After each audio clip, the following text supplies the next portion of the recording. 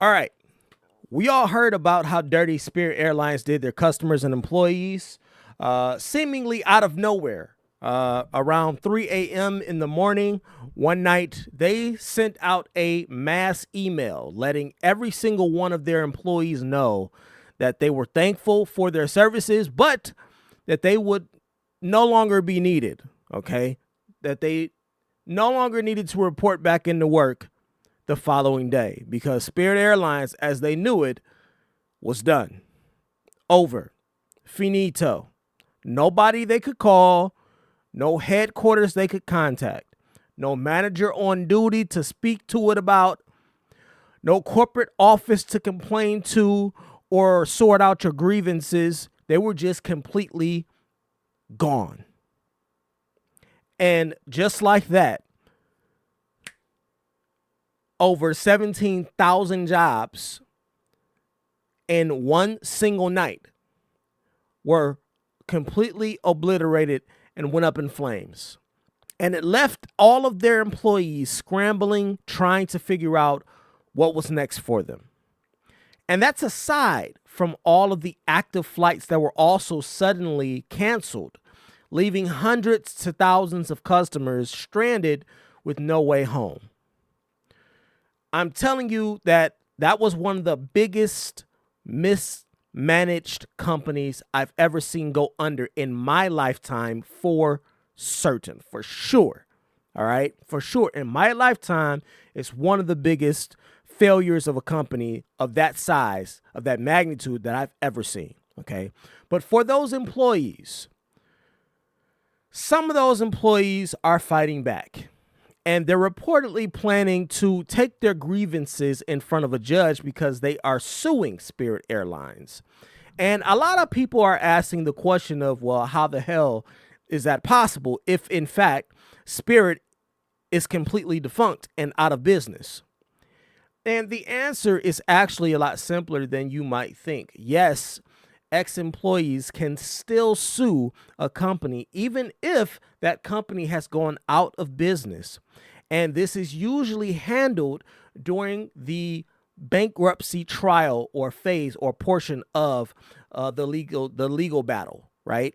And it depends on a lot of different key details in that bankruptcy that are kind of ironed out, that are in that bankruptcy filing. So we'll have to wait and to see what actually happens with this trial, with these ex-employees suing Spirit Airlines. They may actually be entitled to some type of compensation, you all, from this lawsuit. But this did get me to thinking and to wondering how other publicly traded airline companies were doing in the stock market. So I searched for the top 3 airline companies in the US by revenue, which led me to number 1, Delta Airlines, which is what I have pulled up on screen right here. Number 2, United Airlines, and then number 3, it was American Airlines, right? So Delta, United, and American. Now, although these are the top 3 airlines in the U.S. by revenue, American Airlines stock compared to the other two is like comparing night and day, right? Although it is by far the cheapest, okay, the cheapest of the 3 stocks, it is also the only stock that has suffered a steep drop off of a cliff in the last 5 years, down nearly 45% the last time I looked over the last 5 years. And although it may be considered an undervalued value play for value investors right now, the fact that it does not pay any dividends, coupled with that steep decline and their price appreciation for that stock, immediately makes me feel a way, and it ain't good. So I'm taking them out of the running automatically, which leaves the top 2, Delta Airlines and United Airlines. So let's compare really quickly. This ain't gonna take long. Price: $80 for a share of Delta Airlines versus around $110 a share for a share of United, which I have to say, United Airlines does not currently pay a dividend either. Okay, so that's 2 stocks that don't pay a dividend out of the 3. But listen, 2 weeks ago, when I looked at these stocks, they were about $11 and $15 cheaper respectively for both, okay, Delta and United. And I had to sit back and say, well, what is going on here? Right? United just in the past 5 days has seen a 15% increase in stock valuation. Delta is up nearly 22%. Nearly they were 22%. Probably dropped a little bit more today. But Delta is up over 20% just in the past month. Now, this is because of two things, okay? Two reasons.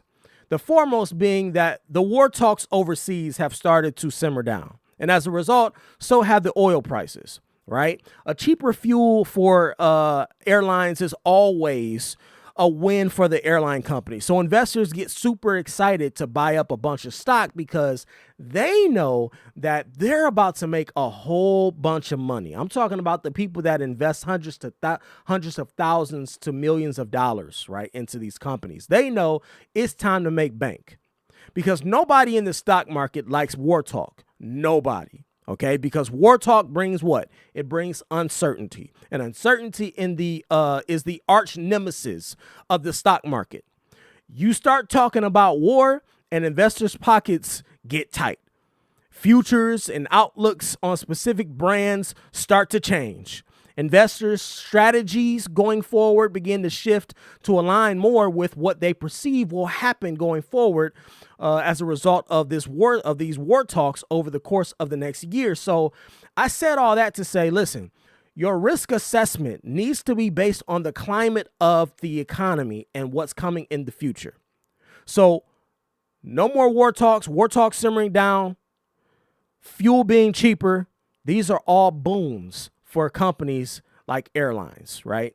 And in my opinion, if we're talking airlines, then I'm expecting Delta to be one of those companies that is able to weather the storm and capitalize on the downsizing of the competition, which is the second reason as to why we're seeing a major bump and boon in price evaluation with these airline stocks. The government packed Spirit right up. Okay, it packed them right on up and got them going. And just like that, overnight, the cheapest, most affordable way to fly economy disappeared. It was gone, which forced everybody else to go where? Right next door. Right into the hands and business of their competitors, of their opponents, of the company that they have been fighting against all these years. It's really that simple. But again, you got to decide what to do with this information going forward. I'm inclined to add a small position to my dividend portfolio in Delta because of the upside potential that is there now, and because of the fact that they pay dividends.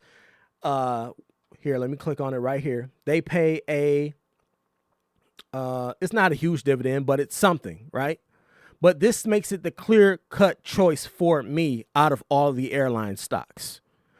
Again, you all have to decide what is best for your portfolio if you even want to play around with Delta with an airline stock, because again, airline stocks go as the gas prices go. So gas prices go up, airline stocks, stock prices usually go down. Gas prices go down, fuel becomes way more affordable, you start to see airline stocks shoot through the roof. So airline stocks go as the fuel prices go, and as we all know, given history, that can change on any given month, any given week, or time or period of time throughout the year. All it takes is a headline that everybody perceives to be negative, and all of a sudden you see changes in the market concerning airline companies, because everybody's worried about the price of fuel and oil and all of those things, right? So again, for me, the clear-cut choice is Delta. They pay a dividend. I see major upside potential here with them having effectively become the leader over any other airline, because Spirit Airlines, one of their main competitors, is out of the running. They're out of the race completely. So again, y'all look at this information, decide what you want to do with it. If you want to do anything at all, maybe airline stocks for you is a little bit too dicey of a game to play, but we are in the stock market after all. So everything at some point or another becomes dicey, right? But listen, if you made it this far, I appreciate you. Drop a comment down below, and I'll see y'all in the next video. Later, y'all.